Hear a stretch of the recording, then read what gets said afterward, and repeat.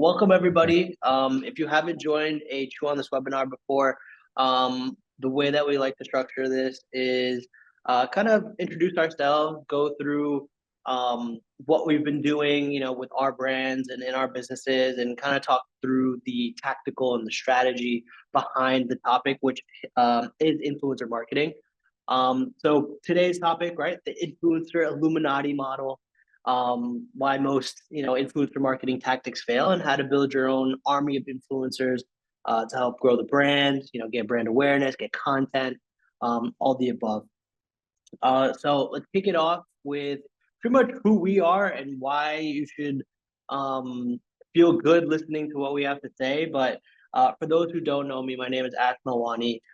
We took a $10,000 investment and turned it into $100 million in revenue in 5 years with a brand called Obvi, which is a health and wellness company for collagen supplements.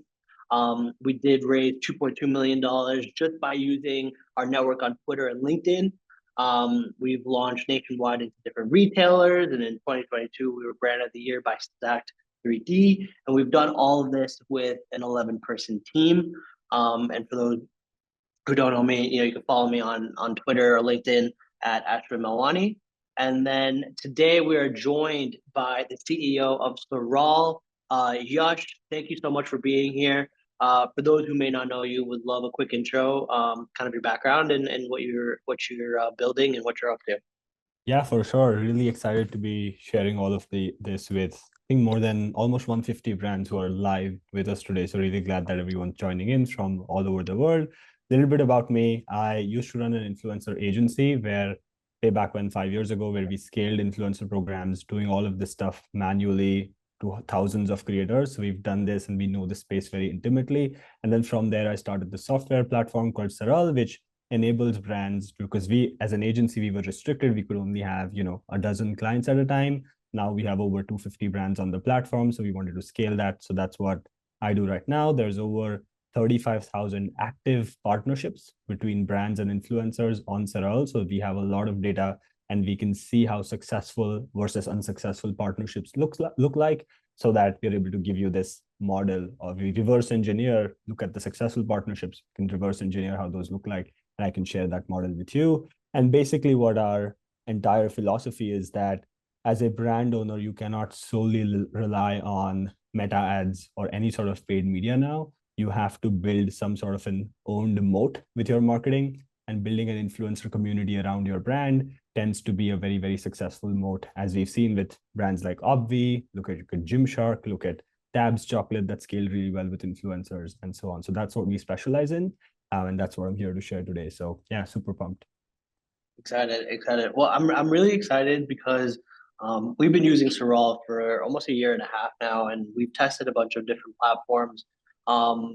Especially when it comes to influencer marketing. And for those who've kind of built up an influencer army, you know what the struggle is, and the main struggle is this is a lot of repetitive work, right? It's finding the right people, it's reaching out to them, it's getting them packages, it's getting them, links and discount codes and tracking, and it becomes this massive headache if you're trying to do this manually. So a lot of that kind of gets offset with Saral. So I appreciate you building what you're building, and I'm looking forward to some of the new stuff that you have coming out this year. So Yes. Aside from all of that, would love to get into some of the tactical stuff for those who are looking to build their influencer army, kind of on their journey or already have something. And to everybody watching, if you have any questions that come up at any time, please feel free to drop them in the chat. We will be doing a Q&A, and we'll try to get to as many questions as possible. With that being said, Yash, I'll let you kick it off from here, and let's get into what everybody should get excited about learning today.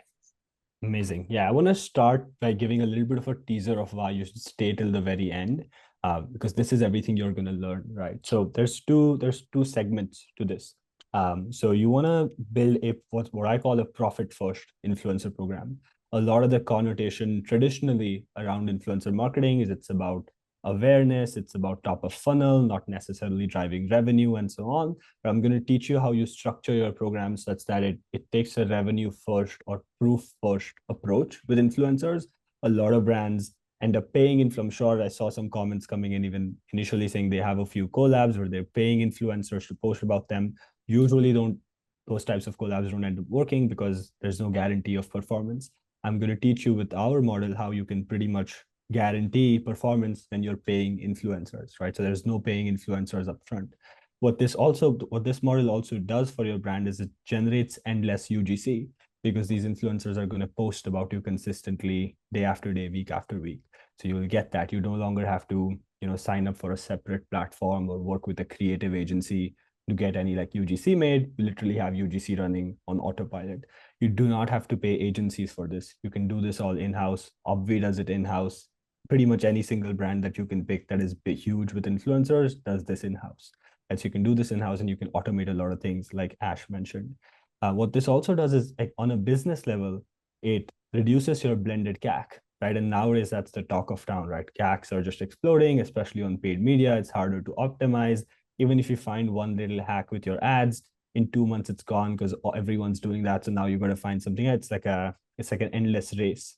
So building this endless source of UGC, what it does is it generates so much awareness that your blended CAC reduces. It also so that's on the cost perspective.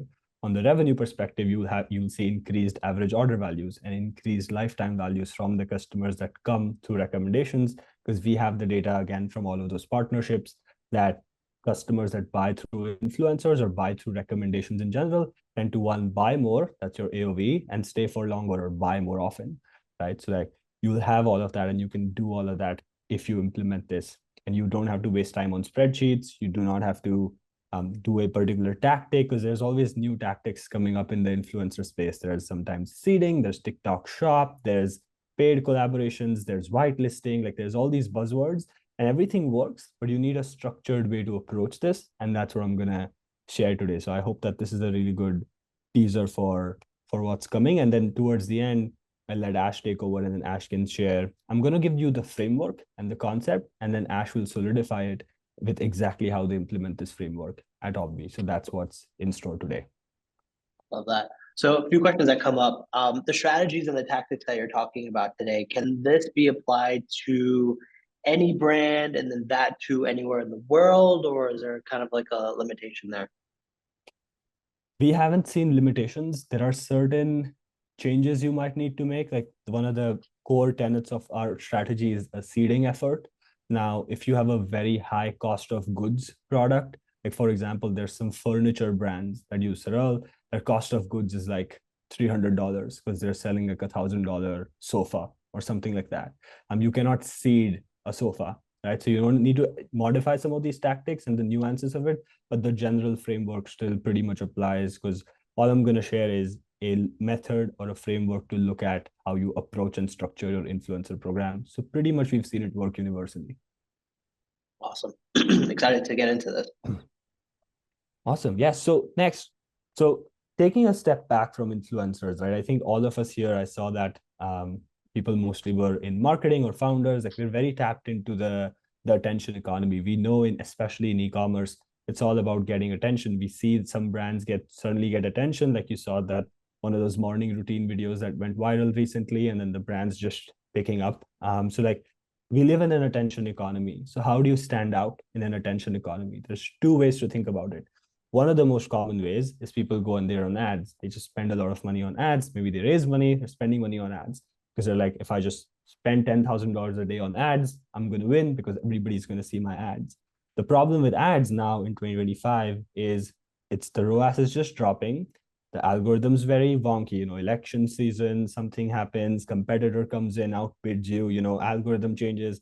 It's very wonky. You cannot build a business on a wonky marketing channel because you're always like chasing something, right? And chasing the algorithm. You don't want to do that. It does not build an asset because it's pay to play. If your ads, you're not building anything. It's just you're paying for customers, you're getting customers, but it's not compounding in any way. You're interrupting people's feeds. People have ad blockers on. Even if you do see an ad on Instagram or TikTok, you just tend to scroll away. You're not like really consuming an ad unless it's very, very compelling, right? And you're only like maybe even on a more fundamental level, you're only capturing the 3 to 5% of your market that's looking to buy right now with ads. You're literally ignoring 95% of your market that can potentially buy from you next month or in 3 months from now or in 6 months from now, you have to nurture them somehow, right? So ads, you miss out on all of these things. The better way to do this is to target the 95% with influencers. It kind of like flips the script on the ad model because you have low ROAS on ads, but the average ROAS for the average brand across all of those partnerships on Saral is 5.68. It's very hard to get a 5x ROAS on any sort of paid media nowadays. You're immune to competition for the most part because once you have your influencer community and they're tight knit, we have brands on Saral. Competitors sometimes reach out to these influencers and they don't want to leave because they love the brand and they love the community that the brand has built around a shared mission. It's you're not necessarily affected by what your competitors are doing. Your community becomes a marketing moat. I like to give this example always. There's tons of brands that maybe even have a better product than Gymshark does, but you're always going to, most of Gymshark's customers are always going to buy Gymshark because there's this community, because there's this endless social proof. You watch any bodybuilding video on Instagram or TikTok or YouTube, like you're going to see Gymshark. It's hard not to see Gymshark. So that's community being a marketing moat for your brand. So you build that. And then in that way, again, what I said, you become part of the feed. You're not interrupting their feed with ads. You're literally there while people are interested in watching and primed to buy. And you're creating demand by, again, like I said, targeting that 95%. So again, summarizing, we live in an attention economy. Everybody agrees to that. The way to win is almost to be everywhere, is to appear bigger than you are. If you're, that's what Obvi does. Like if you're, Obvi is not everywhere, but they're everywhere in their niche, right? Like if you're looking to buy protein, if you're in that collagen market, if you're in their ICP, you're gonna see Obvi whenever you open Instagram or TikTok, right? And that's the power of this. You have to almost seem as if you're everywhere in your niche, and that's how you win. And the best way to do that is to build this pyramid influencer Illuminati model. I don't know if Ash, you have any thoughts on some of this. Yeah, I mean, if you do have influencers that are talking about your brand consistently, right? And Yeah. then you end up going to the website, you started getting retargeted with ads, and then even those ads are, influencers that you're whitelisting through. You almost feel stupid not buying from the brand because it just feels like everybody's using the product. Every single person has their own unique use case for the product. So, one person may be talking about a specific problem that may not resonate with you, but you might find somebody who has a similar product problem. That is why influencer marketing is very important because if you can get the storytelling right, and if the influencer, genuinely loves your product, genuinely uses it every single day, has their reasons for it, you can appeal to way more people than whatever it is that you're trying to kind of put out there just through regular paid ads from the brand, right? You can't really address everybody. And so when you're trying to address everybody, you're addressing nobody. And being able to utilize very specific messaging and broadcast that across multiple ambassadors, you can kind of get people excited and get them interested in and have them feel like, okay, this brand or this product is actually right for me. Let me check it out. Yep, totally. Yep, fully agree. So yeah, let's we've I think we've built it up enough. So let's try to get into the actual framework now, right? So here's how you build your influencer Illuminati. And that's basically a concept like Illuminati, it's like a secret society that controls everything, right? So you want to build your own secret society of influencers that keeps promoting your brand consistently, like Ash said, on socials, right? So that you seem to be everywhere. So here's how you do that, right? I've broken it down into 3 steps. The very first step here is you build a seeding program.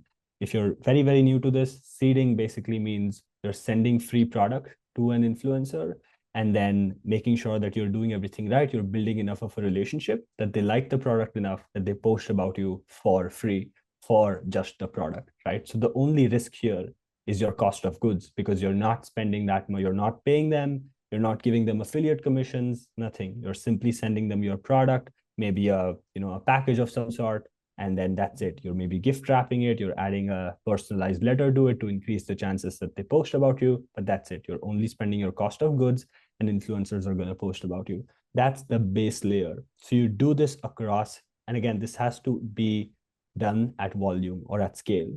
So you have to seed 50 to 100 influencers per month. That's what we recommend when we onboard brands on Saral. Like, hey, start reaching out to at least 300 brands, 300 influencers. every single month. So you end up seeding, 50 to 100 influencers every single month. So you're sending that many products out to these creators. What this also gives you is this, instead of, because the other way to do this is you start paying influencers, right? Like you just pick your top 5 influencers somehow, pay each of them $1,000 each for 2 posts. And then you're hoping that somehow this generates ROI. But in this case, what you're doing is you're just seeding a lot more. You're seeding probably 10x more, if not 20x more influencers, and getting that much more potential exposure, which also gives you another opportunity to test different niches. So you don't have to take a bet on like these 5 unique creators that are somehow going to work. You can test out 10 creators who are vegan athletes, or 10 creators who are yoga moms, and another 10 creators who are bodybuilders. Let's just take an example of a fitness brand, right? Like you can test all these niches and you can see who posts more often. You can see who's more responsive. You can see who actually loves the product enough to post about it. You can track all of this. So it gives you this opportunity to test different niches every single week. And that helps you get enough quick feedback from the influencer. So you move your outreach in that direction. Maybe you found out that, hey, bodybuilders don't really like my product, but these yoga moms somehow are liking my product more. So let me explore more along that space. So then maybe you do wellness, maybe you do, some of that. I mean, you explore in those directions. It's giving you that opportunity. And what this does is the most important thing, and how this fits into the next step is it's pre-qualifying for interest, right? It's pre-qualifying because you only move them to step 2 into the ambassador program when they post. So they're not an ambassador by default. You're creating that little bit of an exclusivity. Not everyone's an Obvi ambassador. Not everyone's a Gymshark ambassador. You get to become an ambassador if you post and we like the post, right? So that's step 2. The influencers, instead of you chasing influencers, the influencers are now qualifying themselves by posting about you and making some compelling content about you. So step 1, you seed products. Step 2, whoever posts or whoever posts good enough that you like their content, you turn them into ambassadors. Now let's just define things again. We've defined seeding. What is an ambassador program? Ambassador program basically means you give them some version of a performance-based payout, which it's mostly going to be like an affiliate commission. You give some sort of an offer for their audience. You give, maybe a 15% off, especially for their audience. And you give them some sort of a special bonus or a perk. If you're a supplements brand, you could send them monthly free, like a stack of supplements for free, or you could send them free swag or something unique to your brand. So you make them these like more coveted. This is not seeding. This is beyond seeding, where they have an actual ongoing relationship with you. They're an ambassador. Whenever they post, if they make sales, they make money if you make money, right? So you're building these performance-based rewards. Now you're starting to do some of these like monetary. Again, we have so far only spoken about free product. Now you start talking about, hey, we'll give you a 20% affiliate commission. You can be very creative with this. You can have multiple layers to your program, and I'll let Ash share a little bit more about that eventually when he gives Obvi's example. But then what this does is it makes your seeding work more efficiently, because when you seed so this is what I said in the earlier slides, you should avoid all tactics and look at it from a framework, because when you seed, by telling them that, hey, if you post, you get affiliate commission, the likelihood of them posting increases, versus if you do what's typically that no strings attached seeding, where, hey, we're just going to send you a free product, no strings attached, and they're not going to post, right? Because you said there's no strings attached, right? So why just attach the strings? You know what you're doing. Influencers know what you're doing, right? Just make them ambassadors. Tell them like, hey, if you post, we like your post, we'll make you an ambassador. The typical ambassador makes $800 a month on our partner program. If you like that, you're going to post, right? So you're building this kind of proof and trust as you go. So that's step 2. Now you have your ambassador program. You move on to step 3, which is custom partnerships. Here's where we get to the more creative, the more interesting stuff. So what we see with brands is you'll build your seeding, your ambassador program for 2 to 4 months, right? You have this engine going where you have like almost like at the bottom of the pyramid, people are coming in, 50 to 100 people every month. About 30 to 40% typically then convert into ambassadors. So you have like your ambassadors now posting about you for affiliate. You're sending them affiliate payouts every single month. It's working. Now, there's still a risk in this model with just the 2 layers, that these people are going to stop posting about you, because somebody's going to come, maybe give them higher affiliate commission. Some big brand's going to raise some money. You're going to pay them a lot of money to post about them. And there's still some risk. So how do you eliminate risk? Now, how do you make this predictable? One of the good things about Facebook ads or any sort of paid media is it's predictable. You know you can spend $10 and get $20 out of it. You know that, right? So how do you build that predictability into the influencer engine? Is you do that by adding a custom partnership layer. And that is done by looking at your ambassador program. And it's always pretty much going to be 80-20 or 90-10 in some cases. Like 20% of your ambassadors are going to drive 80% of the results, 80% of the sales, or 80% of the views. So you can look at those top 20 or top 10% and turn them into custom long-term deals. So let's say, for example, there's a creator you're working with, you've paid them, let's say $1,000 a month in commissions for the last 3 months. Why not do a $6,000 half yearly deal with them where you just pay them the 6K upfront for a set number of deliverables? Because what you've done so far is that creator has proven themselves by first posting about you, second, keeping on consistently posting about you, and making affiliate sales, which proves that their audience actually buys and trusts them enough to buy from them. Why not just make them a permanent partner? It's almost like hiring a marketer with a guarantee of results, right? And then what you do is you turn 20, 30 of these people over the course of the next 3 to 6 months into these custom deals. And that's how you now have this pyramid almost of people just coming into the seeding, becoming ambassadors, proving themselves by generating either views or revenue, and then becoming a custom long-term partner. And there's a lot of creative things you can do there. You can like increase commissions based on the number of sales they've driven, or you can put them on a retainer. You can do upfront deals. Some brands also end up giving equity to some creators. There's a lot of things you can do in this custom realm of things. So this is the whole ecosystem of your partnerships that you're building, right? So Ash, if you go to the next slide, what you've done so far is you've built this Illuminati model, right? In 6 months, what you have, again, going back to what I said initially, is you would have 100 ambassadors in the second layer, roughly speaking, and then 20 to 30 long-term partners. So what that means is you have at least 100 people who are now incentivized to continue posting about you. And what that translates into, if you just average it out, is 2 to 3 posts every single day about your brand on social media targeted to your ICP, which you tested using the seeding effort. So what that's doing is it's creating this perception of like, hey, this brand's just everywhere. Like imagine your ICP who's not even thinking about you, who maybe doesn't even know you exist.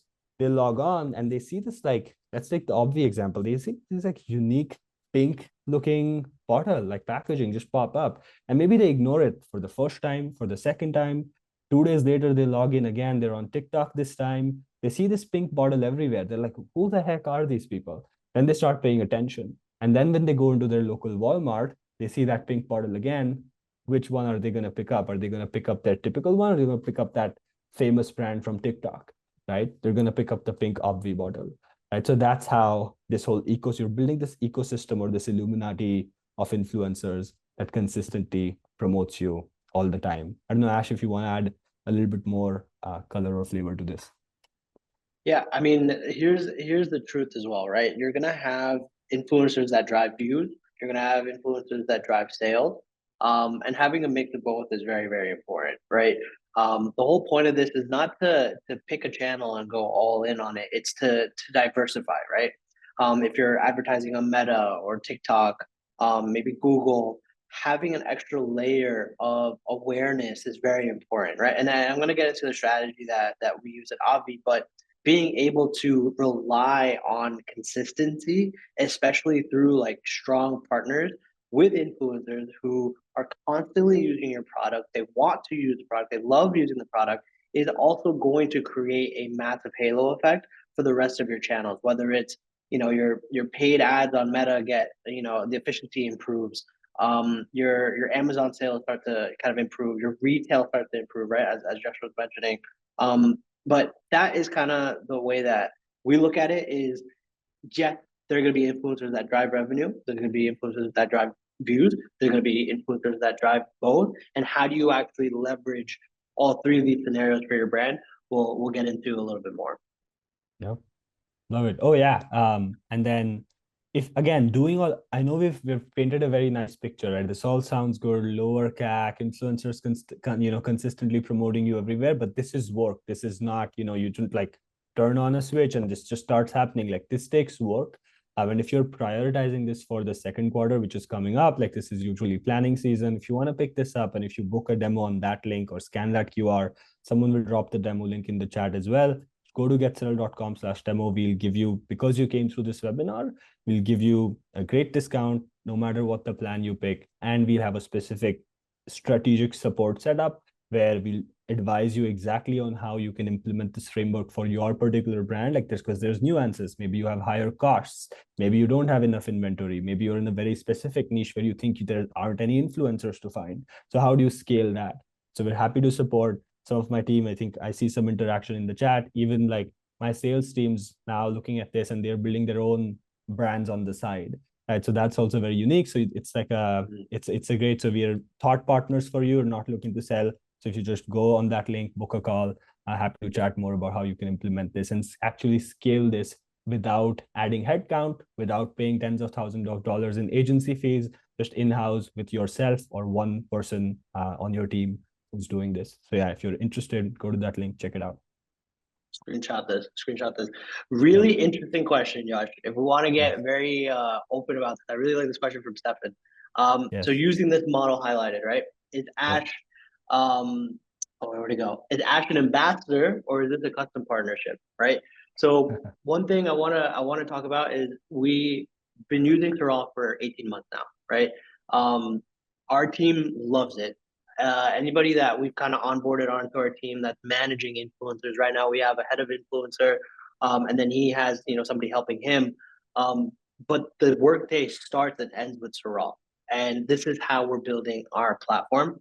I would say when it comes down to an influencer platform, using an influencer to get the platform out there, it's like a custom partnership, right? But it doesn't start with it. It has to start with somebody loving your product and using it every single day. Otherwise, there's no authenticity. There's no genuine reviews here, right? I can call in two people from the office and they'll explain to you their whole workflow with Saral and what they've been able to build. And you can see it with Obvi. If you go through our ad library, there's so many influencers that we're running whitelisting with. If you go and look at all our tag posts, we have thousands of people that we've seeded to that have posted about us, that have generated impressions and views, and a lot of that starts with the platform. And if somebody loves the platform, how do we partner with somebody like Yash? So if I don't know if you have a couple more points there, but I think that was a really good example. Yeah, and this is basically the model. Like it's a little bit meta, right? Because this is a custom partnership, but we've been using the platform. So even if you do this for e-commerce, like you don't want to work with an influencer that doesn't like your product, right? Like the only reason why we work with Ash or Obvi is because they already use the product, their team's already using it, they're successful with it, and they want to do this webinar with us to get us in front of all of you guys. So yeah, it's the model in action and it works. So yeah. Exactly. I love the example. Awesome. So I'm excited to get into this. Some tips and tricks that we've learned over the last couple years working with influencers, working with creators, from sourcing down to them becoming ambassadors, to them, us whitelisting their content on our ad accounts, and what it means for like retail, Amazon, our D2C. So basically, similar to what Yash said, we start with a seeding process, right?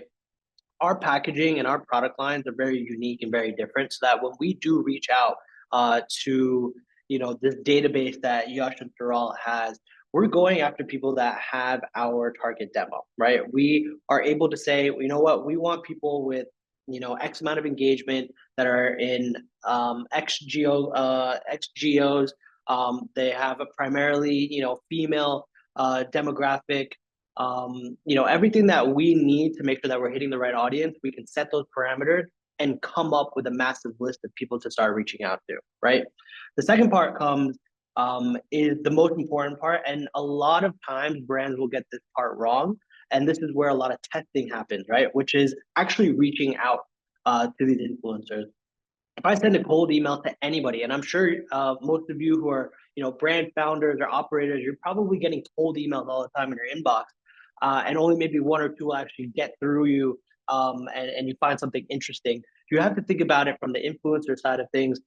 They're also getting a bunch of people reaching out to them saying, "Hey, try my product, try my product."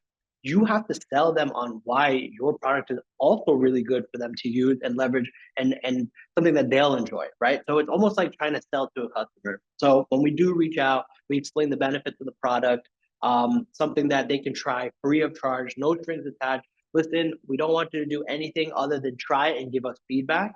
And so a lot of those response rates increase just because we're not trying to sell them on anything. We're not trying to do anything. We're not expecting anything from them. We just want them to try the product.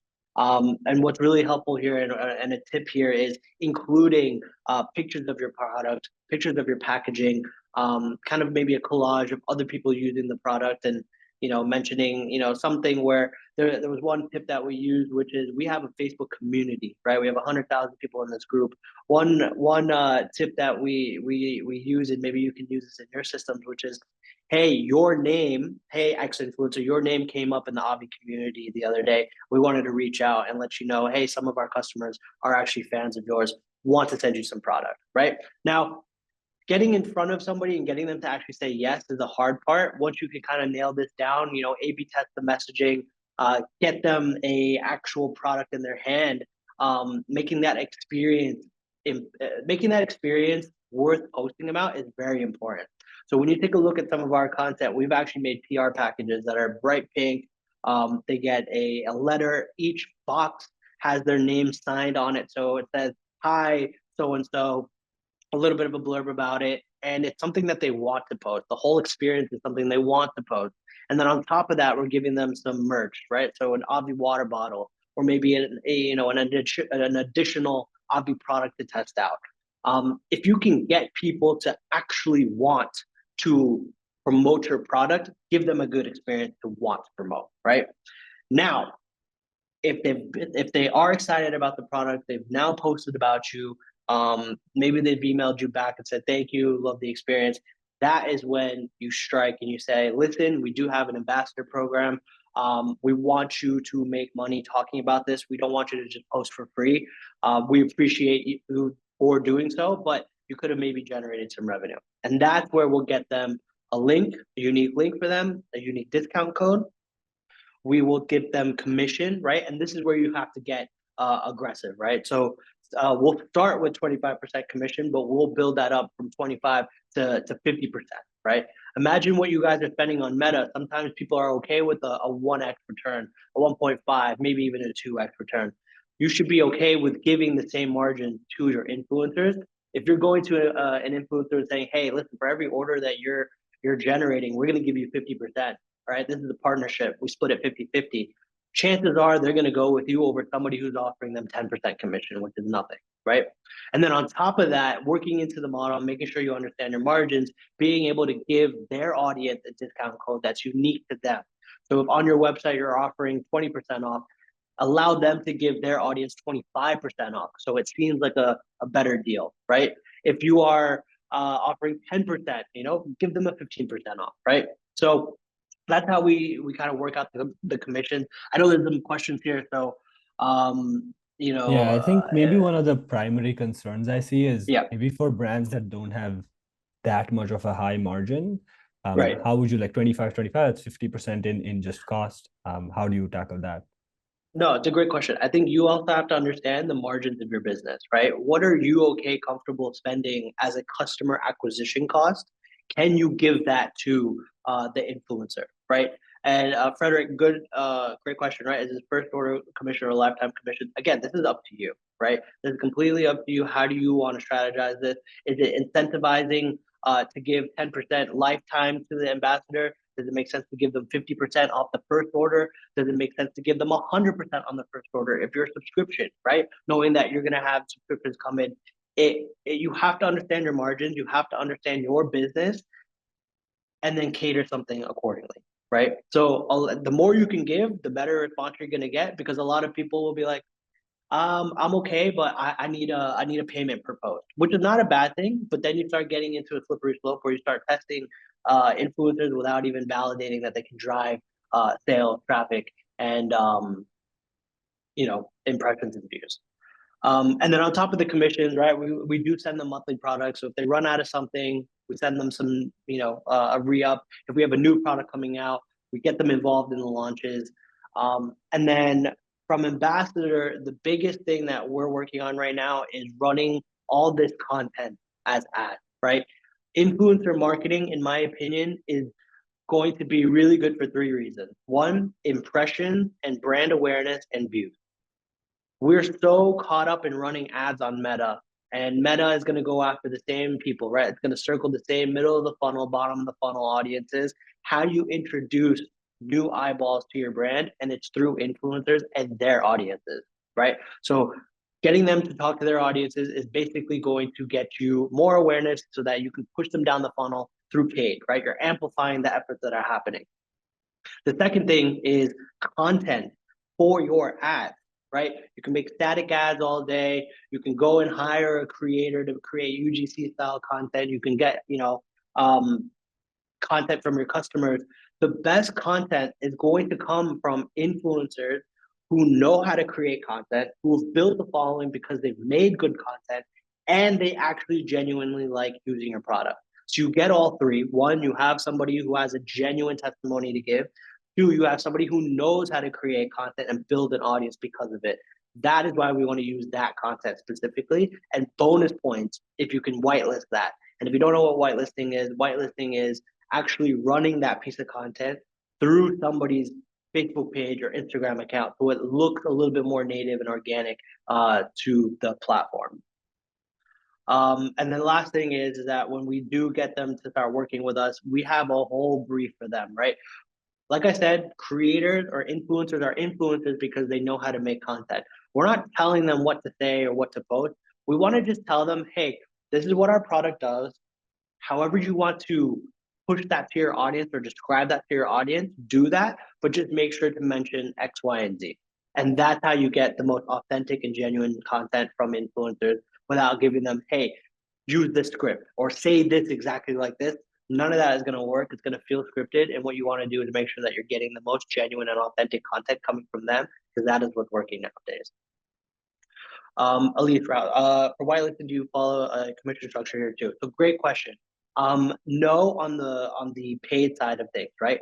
One, obviously, we're fronting the ad spend. I can't pay 25 to 50% commission on top of me paying for my ad costs and everything, right? Influencers understand this, right? The best way to kind of combat that is going back to them and saying, listen, we're going to generate and run a lot of budget behind your page.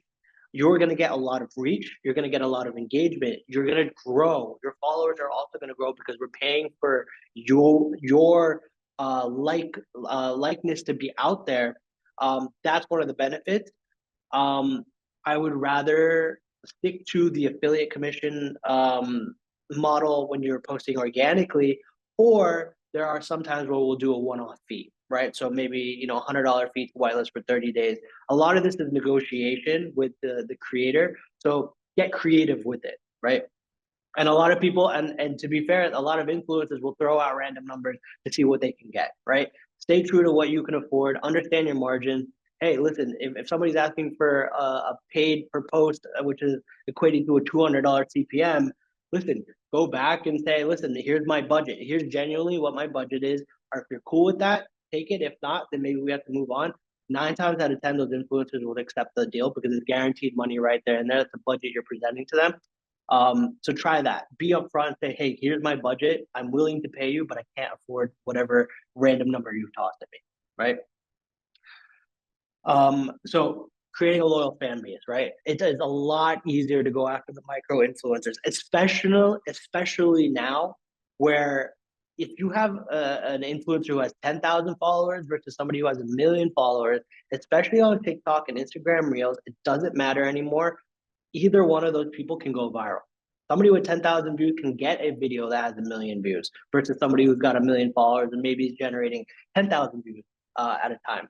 So it's easier to work with people who are now growing. Probably catch people when they're kind of growing, right? From that 10,000 to that 50,000 step. Those are the people that are generating content. Those are the people with the most engagement. And they're probably going to be the ones that are going to work a little bit harder trying to get you the right content. So start with the micro and then build your way up. Um, on the other side, even nano influencers, if you're a smaller brand, these are the people that are down to do any collaboration or partnership in exchange for product, right? So if you're looking for content, if you're looking for some views, these are the perfect people to reach out to and say, you know what, my my strategy here is to get content that I can run as ads. I'm not really looking for like instant sales right away, or I'm not really looking for instant views right away, but I just need content. These are the right people to go to. And then incentives, right? We just talked a whole lot about incentives, but especially around the 2020, especially around the holiday season, Black Friday, Christmas, the holiday season, a lot of people are going to be marketing different things. A lot of brands are going to be reaching out to influencers, coming up with some incentives, right? Doing a contest, right? I'm sure if you guys have seen some of these crazy incentives that big brands are giving their creators. Try to get involved with that, right? If somebody has the most viral video during this holiday season, incentivize a bonus. Somebody drives the most revenue this season, give a bonus, right? Get people excited, get people pumped up to post about you outside of the current deals that you have. And you'll watch as people will constantly post about you just so they can win some of these giveaways and promos. So some of the errors that we've realized over the last 18 months. Follower count does not matter. It really doesn't matter, especially during this time where the algorithm is pushing your content to whoever and whoever will engage with it. Look at the engagement rate of different influencers, right? If somebody has 10% of their followers engaging with their content, and they have 10,000 followers versus somebody with 1 million followers and nobody's engaging with their content, who would you rather work with, right? So take a look at their view counts, take a look at their impressions, take a look at their engagement. If the engagement and views and impressions are high, work with that person because that is the content that's clearly resonating with an audience. And then setting clear expectations, right? Just be very upfront with everything. Don't tiptoe around certain things. In the beginning, you're saying, "Hey, I'm gonna seed. I want to give you something free of charge." When they post, "Hey, now we want to work together. Here's what I'm proposing. Do you accept or not?" Right? Be very clear with what you want from them, and they'll probably be clear with you about what they're expecting as well. The biggest thing here when it comes to influencer marketing is relationship building. We have somebody in house that's just relationship building and managing relationships, talking to influencers every single day. If they notice that it was their birthday, the previous weekend, sending them out a gift, they realize, their son or daughter just turned 2 years old, reaching out and sending them something, being in tune with what's going on in their lives. It's us going the extra mile. And if they can see that we're going the extra mile, they also will go the extra mile as well. So that in itself is a full-time job. Underestimating time and effort required for campaign management. Yes, get the tool to automate 90% of this. The manual work, like relationship building, you should have somebody properly on it. The seeding process, the reaching out, the emailing, trying to get people to accept the seeding offer, shipping out the product, creating discount codes, links, use the platform. We use Saral. Then the rest of it is going to be manual effort, but that's the most important part. That's where you squeeze the juice, when right? you automate the boring things, that's how you get time to do all the creative relationship building. If you're doing it all manually on spreadsheets, you never have time to think about whose birthday it is, or whose daughter is turning 2 or whatever. But once all of that, the boring things are automated, now they're just humans. Now they become like your friends. Plus, you can also, to a degree, automate some of the relationship building because you could set up a task in Saral, you could set up a reminder notification, so it just reminds you to follow up with them, things like that. So like when you automate the boring stuff, your time would be clear to do all of these high leverage activities. So, yeah. Exactly. I see some questions here about the creator deck. You know what? I don't mind giving an example of what Avi uses for the creator deck. We'll put that in with the recording. Um, in terms of the contract, a lot of our contracts are made on ChatGPT, honestly. So if you haven't used like ChatGPT for any document creation, kind of explain what you're looking for, a contract that you need. We get a first round of from ChatGPT, and we'll send it to our legal team. But that's the easiest way because each contract is going to be different. So create something, with ChatGPT. Very simple. Let's see. Okay, so like I said, relationships matter. Um, start with micro influencers. They typically have the better engagement. They're willing to work for a lot less, right? Like free product, et cetera, et cetera. Um, Consistency is very important, right? So constantly reaching out to X amount of people, feeding X amount of packages, onboarding X amount of ambassadors. Um, just being consistent with that allows influencers to be consistent with you. And that's what really matters because one month where you have influencers that are not posting at all, that could be detrimental to everything else, right? So continue managing those relationships and don't just run away from them after they've posted about you, right? Follow up with them, tell them thank you, send them another gift, send them another product. You have something new coming out, send them and keep them involved. And the rest, honestly, we've kind of gone over. I want to get to some of the questions because I know we're coming up on time, but quickly we'll go through what makes a winning piece of. Let me see if I can actually pull this out. I don't know if you guys would be able to hear this, but basically we seeded one of our products to this influencer, right? And she does a day in the life. Basically, she's going to the gym, she's using the product, she's talking about some of the benefits, and she goes into a workout. This type of video content isn't salesy at all. It's basically content that people are consuming on the regular, right? The get ready with me, the day in the life. Um, and then having them kind of push the product in their caption, right? Um, this is solid. I don't want to go through the whole video, but you can get the point of like Josh said, be a part of their feed, right? This if you didn't realize you were probably scrolling, you saw this, you see Obvi in it, okay, cool, that's a pre-workout. All right, next time somebody's thinking about going to the gym and they're like, you know what, I need a pre-workout, they're gonna think of Obvi, right? All right, get it. Sorry. Hold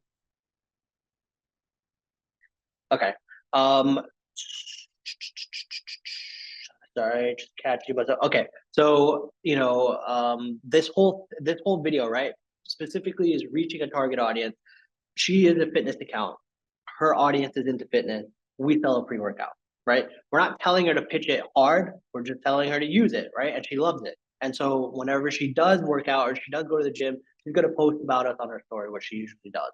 And so that's when you start to see Obvi constantly from one seeded package. We said cost of goods and shipping costs. That was our cost to get her to actually integrate this in her life. So some tips for whitelisting: don't micromanage your creators. Let them create the content that they want to. Just give them some information to briefly touch upon, right? You don't want them to say your product does one thing when it doesn't. Give them that product information. That's about it, right? What we've noticed is raw and authentic is beating any type of polished video or highly edited video. If you've seen what's trending on TikTok, it's literally creators just talking to a camera about their experience and storytelling. That is what's converting. Day in the life, get ready with me, product placement. That is all very authentic and genuine types of content.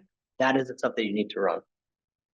Follower size don't count for they don't matter for whitelisting. I've had pages that have 10 followers on them and they outperform pages that have 1 million followers, right? If you have good content will supersede any follower count, right? When you are trying to tap into different audiences, that is when follower count actually matters, right? So having a mix of both is very important, and you don't necessarily need to do one over the other. Try and kind of put in effort to get both. Yeah, and eventually what you would build is what I call and I'm sure Obvi has this as well. You'd build what I call the barbell strategy. Right? What you would have is on one end of the barbell, you would have like 100 small micro nano influencers, and then on another end, you would have more heavier weights. So you would have, 5 influencers with 1 million followers each.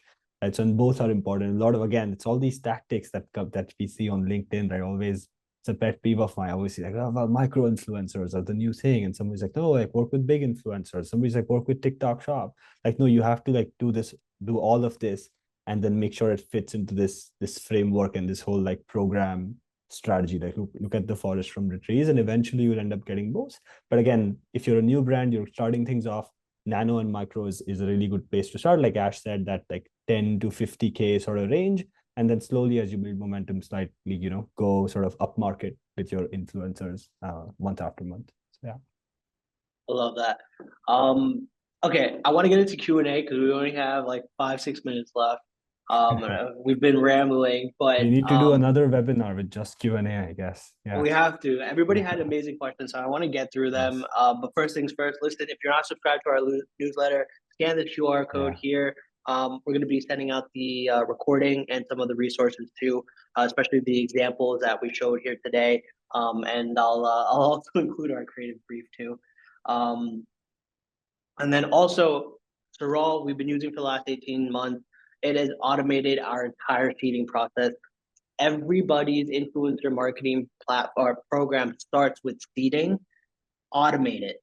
Automate the entire reaching out. Automate sending out packages. Automate creating discount codes and links and tracking that revenue. Check out Saral, book a demo. These guys are incredible. They're building something amazing. We are giving you guys $500 off. So thank you guys for that amazing offer. Let's get into some of these Q&As while we have time, right? Let's see. Let's see. Okay, what's the rule for regulated product which needs prescription? It's a good question. Josh, do you have any brands that are on like in that model?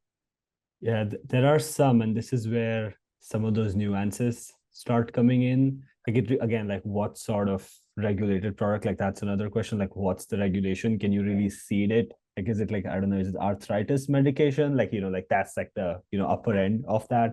Versus like there's regulated spaces, like there's some cannabis products or CBD products, right? So like that's a spectrum.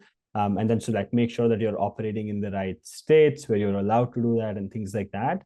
But then if it's super regulated where you need like a doctor's prescription to get the product, one of the things you could do is work with influencers who are doctors. Like that's what we call expert influencers. Like they're not maybe your customers, but they're doctors, and they could somehow recommend your product on their social, right? And they can add a disclaimer. This is where some of those FTC guidelines would come up, where they have to maybe add a disclaimer in the caption saying, hey, this is not this is not medical advice and all of that, but this is a product that I've seen my patients try and recommend. So something like that. So it'll be a unique approach for sure, but it'll depend on what the exact product is. Love that. I'm going to try and get through more questions, but if your question doesn't get answered, we're going to try and answer them in our weekend newsletter. So make sure to sign up for the newsletter. Question from Stefan, which is really good question. We're an omni-channel brand as well in Target, Walmart, CVS. I've talked about not mixing messaging between retail and D2C. Do you apply the same methodology here? And are you using influencers that are driving all D2C, or are you using for retail support as well? Great question, right? So let me reiterate this question. So if you are in retail and you have a D2C presence, what we found was when we advertise that we're in certain retailers, we have it on our website and our emails. Typically, we see D2C performance suffer, right? A lot of people end up going and shopping, where it's accessible, whether it's like a Target, a Walmart, et cetera, grocery stores. The way that I approach this for influencer is I will do influencer efforts for D2C, and there are influencers that are meant for retail, right?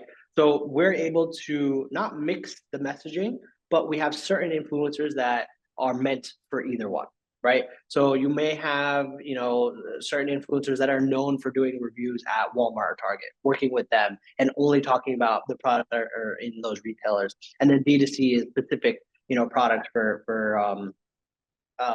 D2C, right? So keeping it separate is very, very important. Charles, yes, will be sharing the recording. Yeah. Let's see. Nazim, did you try onboarding influencers with lead generation paid ads for your ambassador program? I know brands who have. and honestly, the Mm. quality isn't great. I would rather go and reach out to people in an authentic way, right? Reaching out to them via email or DM, which we're automating through Saral, and getting them interested then. If I'm running an ad, I don't know who that's being served to, right? There's a black box when it comes to that. And I've heard big brands do that and not net out what they're typically looking for. Um, so I would not do Yeah. that. It's very spray and pray. Some like we've had some beauty brands like very broad brands tried. Like they would just run ads like you're just like you're like a lipstick and like anybody could use you or something like that. Those brands have tried it, but again, nothing beats curating your list and reaching out to the people that you want. So yeah, just yeah, avoid spending on ads for that. Uh, Greg, Frederick has a question. How much of the seeding should be focused towards Instagram influencers versus TikTok? It's a great question. Um, I I give the team instruction to do both, where it's like 50% efforts on TikTok, 50% efforts on Instagram. Um, Ideally, if you are seeding TikTok creators, you should be on TikTok Shop. If you are not on TikTok Shop, I don't think it's necessarily worth it. Instead of if you're pretty much all your budget is on Meta and Instagram, I'd probably go that route. But if you're on TikTok Shop, definitely go after TikTok influencers. Um, what else? There's one question before. Would you suggest an email blast to your customers offering an incentive to post? Or what are some like maybe low-hanging fruits? Because some brands, I can take that a little bit. Some brands, what they do is if you have any, like even if you're new, you have 500 customers even who've bought from you, like maybe five of them are influencers or 10 of them. Like who does like it's I think like very rare to find somebody who's not in a group of 100 people. Probably five people are micro creators on Instagram nowadays, like 5,000, 10,000 followers. People like that exist and they buy from you. So just send them some outreach saying, hey, we're building an ambassador program, we're looking for some early partners. If you have more than 3,000 followers on any social media, respond to this email or apply here, and you can create an application form in Saral for that if you want. And then people can apply, and that's like a really good. That's one of the things that the first recommend brands do when they start, even if they're on a free trial on Saral, because we want them to get quick wins. And usually they get dozens and dozens of these applications by just reaching out to their customer list or posting about it on their socials, and people just apply. So that's a really good way to get some quick wins if you already have customers. So yeah. Love that. It's a great idea. Nazim, do you have a Discord where you train influencers and normal people to make good content for your brand? Great question. There are brands that use Discord. There are brands that Yeah. have like a Facebook group. They might have a WhatsApp chat, Facebook Messenger group. I do believe having some sort of localized or centralized location to talk to your influencers is very important. I know that we're about to start doing Zoom calls, right? So weekly Zoom calls where they can join and find out tips and tricks to make better content, how to make better commissions, et cetera, et Yeah. cetera. Um, highly recommend doing that. Um, let's see. Yeah, Yes, the some of our recording for brands this will also be do. sent after. Don't worry. So, quick note on that. Some of our brands also have like they would recruit one of these influencers and showcase them as like a rock star of the month or something like that. And they would do a quick 30-minute Zoom call with everybody else on the call. And that influencer just talks like, hey, here's how I make content. Here's how I do things. Here's how I drive sales. Here's how I engage in the comments and things like that. And it's very interesting because you're basically helping your influencers make more money by driving more sales and getting more views for themselves. So yeah, definitely. I think that Zoom call idea, Ash, is good. You guys should start doing that. And then generally for anyone, as much interaction as you could drive just amongst your influencers. Some of our brands take influencers out for dinners, or they would rent an Airbnb for a weekend and just have 15 of their influencers stay there, and they all just make content which is not necessarily about the brand, but the more you can foster this community and build those relationships, the better. It's a great question. Faisal had a great question. Um, if you're giving 50% commission and 25% off to customers, what's left for you? Okay. So let's break this down. Okay. Let's do the math here. On $100 AOV, let's just say your margins are 70%. Okay, 70% margin. Um, if you are okay with breaking even on the first customer because you have strong LTV or you have a subscription, this actually works, right? So let's just say if your margins are 70% on $100 AOV, that means your cost of goods, your shipping, everything is $30. Okay. At $100, 25% off is $75. Now, $75, 50% of commission goes to the creator. They get $37.50. Okay. So what's left for you is still $37.50. Your cost of goods was $30.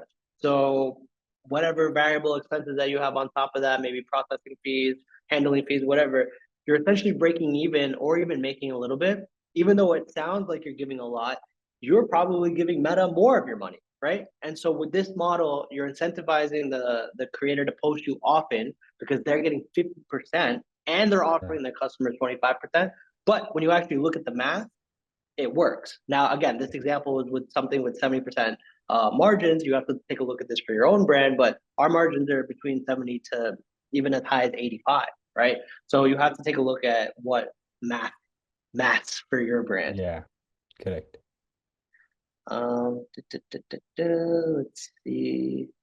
Um, Nazim, do you know a platform where, as a brand owner, I can onboard creators to make content for my brand, like a Discord community for creators who are looking to collaborate with brands?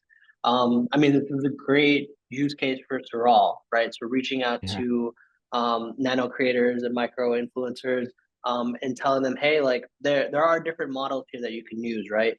So some people will go with the affiliate model and say, hey, like if you create content for us and you post organically, you'll get commission, right? But if you're looking for creators to just create content, if you have a budget in mind and reaching out to micro and nano influencers and saying, hey, I have a budget, I want you to make X amount of videos in a month, I bet you that response rate is going to be crazy high, right? So leverage a tool like Saral where you can get in front of the right people and message whatever you need to.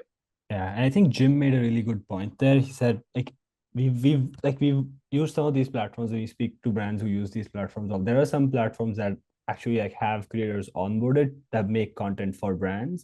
If you simply need like scripted UGC for ads and you don't care about anything else that we shared, then sure, some of those platforms are great. But then why would you give up on all of that? Like the endless UGC, the potential affiliate revenue, and like the increased awareness and so on, and authentic UGC, right? Because when you pay somebody to post, somebody who's signed up on a platform to create content, they're going to make content about you that's scripted. They don't even know about, like, they don't like your brand necessarily, and they're just going to make content because they're getting paid. You should rather just work with a search engine like Saral, find brand aligned creators that actually care about your mission as much as you do, and then work with them. The content is more authentic. Even when you use it for your ads, it's going to perform better, like Ash said. So like that raw sort of content, the example that we saw. So yeah. Makes sense. All right, Yeah. last question here because I know this is coming up for a few people. Nikhil, how does one do this for a premium brand where cost of goods is super high? Take a look at Hexclad. Take a look at Caraway. Yeah. Take a look at some of these mattress companies. What they're doing is that they're still seeding, right? But what you can be a little bit more targeted with who you are sending product to, right? So you're not going to send it to everybody. You're going to send it to the people that most likely have maybe a little bit larger of a following, maybe have a little bit more engagement. And you are telling them, hey, I'm going to send you this $500 cookware, but I want a piece of content. You can be direct with that instead of being like, hey, we're sending it to you, no strings attached. Be direct and say, you know what? Well, my product is $500. I need a video. If you're interested, I'll give you a $500 cookware set, but I need content. So that's the way that you can approach that. Josh, any tips there? Yeah, exactly. You basically switch seeding for gifting. Then again, this is jargon, but it's exactly what Ash said. Instead of sending product and maybe 40-50% of them post, you're sending product and saying, hey, this is expensive. You know it's expensive. We expect, you can also, like, if you're more expensive, expect 2 pieces of content or 1 reel and 3 stories or something like that. So you're getting enough out for whatever cost of goods you have. If it's really, really very expensive, you can also ask for it back. If you don't like it, send it back. Something like that. We've seen some like furniture brands do it because like sometimes it just doesn't work for natural reason. Maybe the sofa just doesn't look good in their home just based on their interior decoration and so on. So you can just get the product back if it's very, very expensive and if they don't want to post about you. So yeah. Great tips. Yep. Awesome, guys. Well, I appreciate you hanging in with us. We ran over a little bit, but we're gonna send everybody the recording. We'll try to answer some more questions that were thrown in the chat in our newsletter. So make sure to sign up there. Saral is giving $500 off the platform. Definitely check it out. Don't have to commit. Just book a demo. Check it out. These guys will blow you away with what's possible on the platform. And what's the link to the newsletter? There's a QR code right here. Just screenshot this page right here so you can get back to it. But thank you guys. Thank you, Yash. Thank you, the Saral team, for helping answer questions when we couldn't.